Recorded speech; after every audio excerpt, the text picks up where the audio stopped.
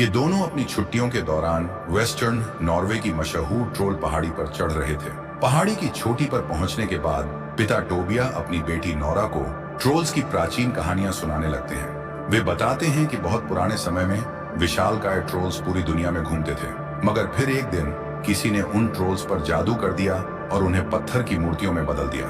टोबिया का मानना था कि ये ट्रोल्स आज भी नॉर्वे की पहाड़ियों में कहीं छिपे हुए हैं और किसी दिन फिर से जिंदा हो सकते हैं। नोरा को अपने पिता की ये बातें सुनकर बड़ी दिलचस्पी होने लगी, लेकिन समय बीतता गया। करीब 20 साल बाद नोरा अब बड़ी हो गई थी। अब वह इन पुरानी कहानियों और जादू टोने पर विश्वास नहीं करती थी। उसने विज्ञान को अपनाया था और अब वह एक पेलियोंटोलॉजिस्ट बन चुकी थी। पेलियोंटोलॉजिस्ट वो वैज्ञानिक होते हैं जो धरती के नीचे दबे पुराने जानवरों और जीव जंतुओं के अवशेषों को देखकर बीते युगों के बारे में जानकारी इकट्ठा करते हैं।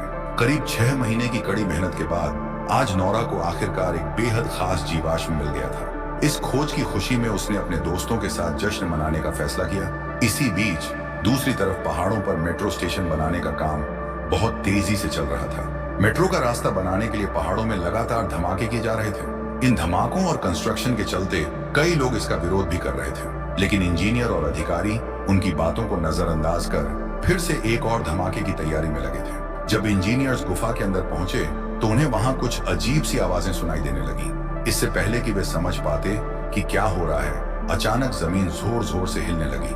अगले ही पल उनकी नजर एक बेहद विशाल और खतरनाक राक्षस पर पड़ी। राक्षस को देखते ही सभी इंजीनियर्स घबरा गए और जान बचाने के लिए भागने लगे, मगर पहाड़ों से गिरते हुए पत्थर और मलबे की वजह से वे गुफा के अंदर ही फंस गए। कुछ ही देर में इस हादसे की खबर नॉर्वे की सेना के मुख्यालय तक पहुंच गई। जनरल ने तुरंत एक जहाज भेजने का आदेश दिया ताकि उस जगह की साफ साफ तस्वीरें ली जा सकें और पता लगाया जा सके कि वहां असल में हुआ क्या है। साथ ही जनरल ने प्रधानमंत्री को इस घटना की सूचना देने के लिए भी कहा। थोड़ी देर बाद नॉर्वे की प्रधानमंत्री अपने सलाहकार आंद्रिय के साथ मिलिट्री बेस के लिए रवाना हो गई। रास्ते में उनकी मुलाकात डिफेंस मिनिस्टर, रक्षा मंत्री से हुई, जिन्होंने उन्हें बताया कि इस हादसे में 50 से ज्यादा लोगों की मौत हो चुकी है। इसके बाद प्रधानमंत्री को उस जगह की कुछ तस्वीरें भी दिखाई गईं। उन तस्वीरों में धरती पर कई बड़े बड़े गड्ढे दिखाई दे रहे थे। तस्वीरें देखकर आंद्रिय को यह शक हुआ कि ये निशान किसी बहुत बड़े जीव के पैरों के हो सकते हैं, लेकिन वह अपने शक को जाहिर करने की हिम्मत नहीं कर पाया और उसकी बात को नजरअंदाज कर दिया गया। उधर नोरा अपने दोस्तों के साथ पार्टी में मस्त थी। तभी अचानक एक आर्मी हेलीकॉप्टर वहां उतरा। हेलीकॉप्टर से एक सैनिक नीचे उतरा और उसने नोरा से कहा कि प्रधानमंत्री ने तुरंत उनसे मिलने के लिए बुलाया है। ये सुनते ही नोरा ने जरा भी समय बर्बाद नहीं किया और उसी हेलीकॉप्टर में बैठकर मिलिट्री बेस के लिए निकल पड़ी। जैसे ही नोरा वहां मिलिट्री बेस पहुंची, आंद्रिय उसे एक कमरे में ले गया। उस कमरे में देश के सभी बड़े अफसर पहले से मौजूद थे और खुद प्रधानमंत्री भी वहां बैठी थी। अब तक जितनी जानकारी मिल पाई थी, उसके आधार पर सभी लोगों को यही लग रहा था कि ये हादसा किसी जहरीली गैस की वजह से हुआ है, लेकिन नोरा इस बात से सहमत नहीं थी। नोरा को तस्वीरों में जो बड़े बड़े पैरों के निशान दिखे थे, उन्हें देखकर उसका भी शक था कि यह किसी बहुत ही बड़े और पुराने जीव का काम है जो शायद दोबारा जिंदा हो गया है। आंद्रिय के मन में भी कुछ इसी तरह के विचार थे, लेकिन उसने इन बातों को सबके सामने कहना सही नहीं समझा। कमरे में बैठे बाकी सरकारी अफसरों को नोरा की बात पर भरोसा नहीं हुआ। उन्हें लगा कि वह मजाक कर रही है। उनके मुताबिक इतने बड़े प्राचीन जानवर के जिंदा होने की बात असंभव थी। उन्होंने सवाल उठाया कि अगर ऐसा कोई जानवर होता तो इतने सालों से वह खा क्या रहा था, मरा क्यों नहीं। तभी उसी वक्त एक कंप्यूटर एक्सपर्ट लड़की, जिसका नाम सिगरेट था, कमरे में आई।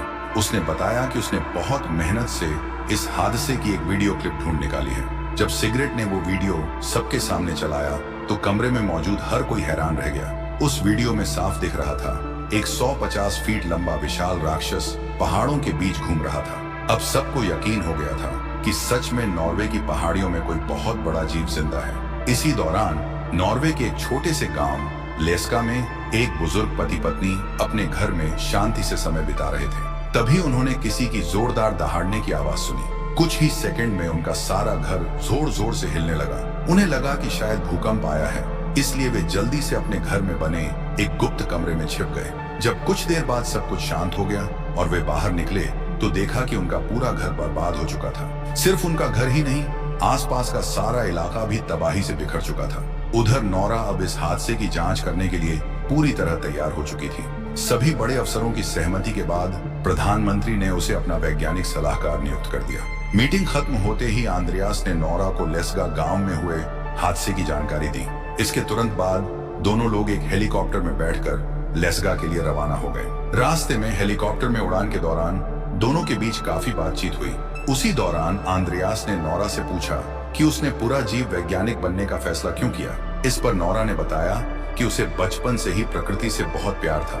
वह हमेशा अपने आसपास की दुनिया को और गहराई से समझना चाहती थी। बातचीत में उसने आंद्रियास को अपने पिता टोबिया के बारे में भी बताया। नोरा ने कहा कि उसका बचपन उसके पिता के साथ पहाड़ों पर घूमते हुए बीता था, जहां टोबिया उसे पहाड़ों और वहां के रहस्यों की कहानियां सुनाया करते थे।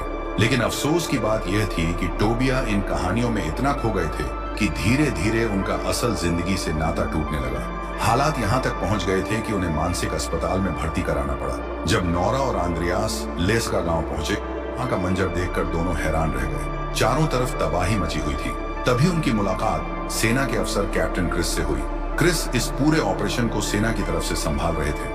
क्रिस ने उन्हें बताया कि वह विशाल राक्षस लेस्गा में तबाही मचाने के बाद करीब 2 मील दूर तक गया और फिर अचानक ही गायब हो गया। सेना ने उसे ढूंढने की पूरी कोशिश की, लेकिन वह राक्षस मानो हवा में ही गुम हो गया हो। किसी को समझ नहीं आ रहा था कि इतना बड़ा जीव आखिर कहां चला गया। इसके बाद नोरा और उसकी टीम ने उस बूढ़े दंपत्ति से पूछताछ की, जो इस हादसे के बाद काफी डरे हुए थे। क्योंकि वह दोनों उस समय अपने सीक्रेट रूम में छिपे हुए थे, इसलिए उन्हें ज्यादा कुछ पता नहीं था। फिर भी उस बूढ़ी औरत ने उन्हें बताया कि उसने किसी जानवर के दहाड़ने की आवाज सुनी थी, बिल्कुल ऐसे जैसे कोई बहुत बड़ा जानवर जैसे किंग कांग उन पर हमला करने वाला हो। लेकिन यह जानकारी किसी ठोस नतीजे तक पहुंचने के लिए काफी नहीं थी।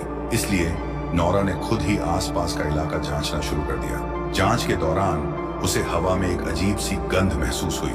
वह गंध उसे एक बहुत बड़े पैरों के निशान तक ले गई। नोरा ने तुरंत उस निशान की जांच शुरू कर दी, लेकिन उसने लाख कोशिशों के बावजूद भी वहां से कोई ऐसा जैविक सबूत नहीं पाया जिससे वह उस विशालकाय जीव के बारे में और पता लगा सके। अब उनके पास कोई और रास्ता नहीं बचा था, इसलिए नोरा ने आखिरकार अपने पिता टोबिया से मदद लेने का फैसला किया।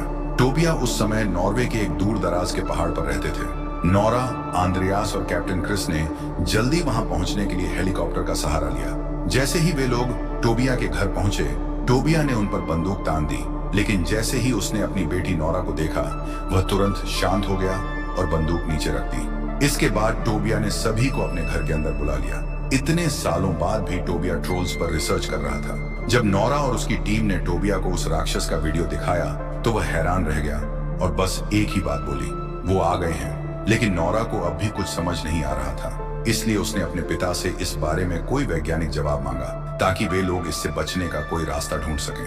पर टोबिया अपने पुराने रिसर्च पर अड़ा रहा। उसके मुताबिक ट्रोल्स नॉर्वे से इसीलिए गायब हो गए थे क्योंकि यहाँ के सभी लोगों ने ईसाई धर्म अपना लिया था। टोबिया ने यह भी बताया कि वह इस रहस्य का सच कई साल पहले ही दुनिया को बताने वाला था, लेकिन उसे पागल कहकर मानसिक अस्पताल में डाल दिया गया। इसके बाद टोबिया ने अपना बैग उठाया और सबको एक खास जगह पर ले चलने को कहा। वे लोग फिर से हेलीकॉप्टर में सवार हुए और थोड़ी देर उड़ने के बाद उस जगह पर पहुंच गए जिसके बारे में टोबिया ने बताया था। जैसे ही वे वहां उतरे, टोबिया ने तुरंत उस इलाके की जांच शुरू कर दी, लेकिन कुछ देर तक इधर उधर देखने के बाद उसे एहसास हुआ कि वह जगह अब पहले जैसी नहीं रही। सब कुछ पूरी तरह बदल चुका था। उधर दूसरी तरफ नोरा को एक बार फिर से वही अजीब सी खुशबू महसूस हुई जिसे उसने हाइपर नेचर नाम दिया था। नोरा इस महक को समझने की कोशिश ही कर रही थी कि तभी उसकी नजर पास ही मौजूद एक बहुत बड़े जीव पर पड़ी। यह कोई और नहीं बल्कि वही ट्रोल था जिसने खुद को आसपास के इलाके में छुपा रखा था। लेकिन किस्मत अच्छी थी,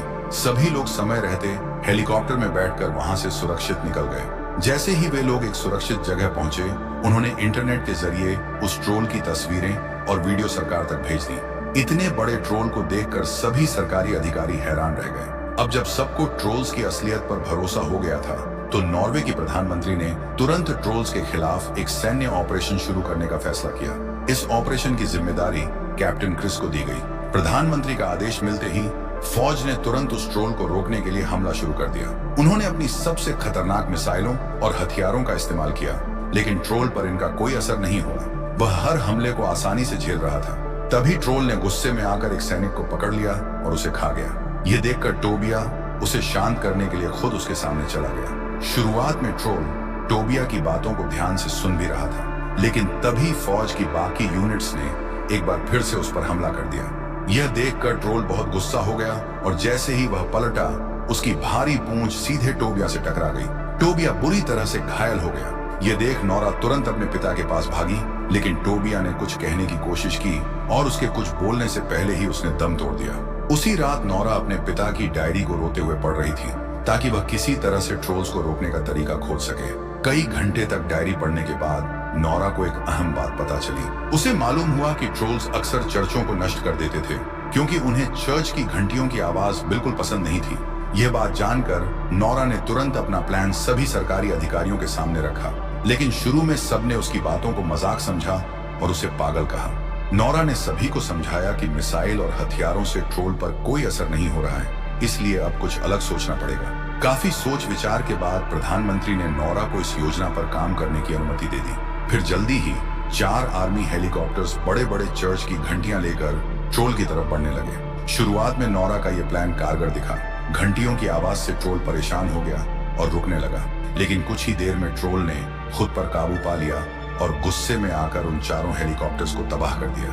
अब ट्रोल इतना ज्यादा गुस्से में आ गया कि उसने चारों ओर भारी तबाही मचानी शुरू कर दी, लेकिन इसी तबाही के बीच ट्रोल ने एक बच्चे की जान बचाई। यह देखकर साफ लग रहा था कि उस ट्रोल के अंदर भी शायद एक नरम दिल है। इस हादसे के बाद दुनिया भर के न्यूज चैनल्स ने इस खबर को दिखाना शुरू कर दिया। इससे आम लोगों में डर और घबराहट फैल गई। इसी दौरान प्रधानमंत्री ने पूरे देश में आपातकाल की घोषणा कर दी। ओस्लो शहर और उसके आसपास के इलाकों को तुरंत खाली करने का आदेश दे दिया गया, क्योंकि ट्रोल तेजी से ओस्लो शहर की ओर बढ़ रहा था। उधर अपने नाकामयाब प्लान के कारण नोरा को साइंटिफिक सलाहकार के पद से हटा दिया गया। उधर दूसरी तरफ आंद्रियास को सरकार के अगले प्लान के बारे में पता चल गया था। सरकार का इरादा था कि वे ओस्लो और उसके आसपास के इलाकों में बड़े बड़े बम गिराकर ट्रोल को खत्म कर देंगे, लेकिन आंद्रियास के पास इसे रोकने का कोई तरीका नहीं था। उसे यह योजना बिल्कुल गलत लगी, इसलिए उसने अपनी सरकारी नौकरी से तुरंत इस्तीफा दे दिया। दूसरी तरफ ओस्लो और आसपास के हजारों लोग अपने घर और शहर छोड़कर भाग रहे थे। इन लोगों में नोरा और आंद्रियास भी शामिल थे। नोरा को इस बात का बहुत दुख था कि वह देश को इस मुसीबत से बचा नहीं पाई। इसी वजह से उसने फिर से अपने पिता की डायरी पढ़ना शुरू कर दी। इस बार उसकी नजर सिंड डिंग नाम पर पड़ी, जो डायरी में बार बार लिखा था। नोरा ने तुरंत इस बारे में आंद्रियास से बात की। आंद्रियास ने उसे बताया कि सिंड डिंग असल में एक राजकुमार था, जो ओस्लो के एक महल में रहता था और इस समय देश का सबसे अमीर आदमी था। अब नोरा को लगने लगा कि शायद इस महल में उन्हें कोई सुराग मिल सकता है, इसलिए उसने आंद्रियास से कहा कि गाड़ी महल की तरफ मोड़ लो। महल पहुंचते ही उनकी मुलाकात राइक सिंड डिंग से हुई। वह पहले से ही उनका इंतजार कर रहा था। सिंड डिंग उन्हें महल के अंदर लेकर गया और आखिरकार उसने नॉर्वे के ट्रोल्स से जुड़ी सच्चाई का खुलासा किया। असल में नोरा के पिता टोबिया बिल्कुल सही थे। पुराने समय में ट्रोल्स नॉर्वे की धरती पर खुलेआम घूमते थे। इसके बाद सिंड डिंग उन्हें एक गुप्त गुफा में ले गया जो महल के नीचे थी। वहां उसने बताया कि असल में उसने ही टोबिया की जिंदगी बर्बाद कर दी थी, ताकि ट्रोल्स की सच्चाई दुनिया को न पता चल सके। जब टोबिया इस राज के बहुत करीब पहुंच गया था, तो सिंड डिंग ने ही उसे पागल खाने भिजवा दिया था। उस गुफा में महल के नीचे ट्रोल्स के कंकाल दबे हुए थे, जिन्हें सिंड डिंग ने सालों तक सबकी नजरों से छुपा कर रखा था। यह महल असल में ट्रोल किंग की गुफा के ऊपर बनाया गया था। पुराने जमाने में जब ईसाई धर्म के लोगों ने ट्रोल किंग और उसके परिवार को खत्म कर दिया था, तब से यह गुफा छुपी हुई थी। असल में ट्रोल पूरे देश में तबाही मचा रहा था। वह कोई और नहीं बल्कि वही ट्रोल किंग था।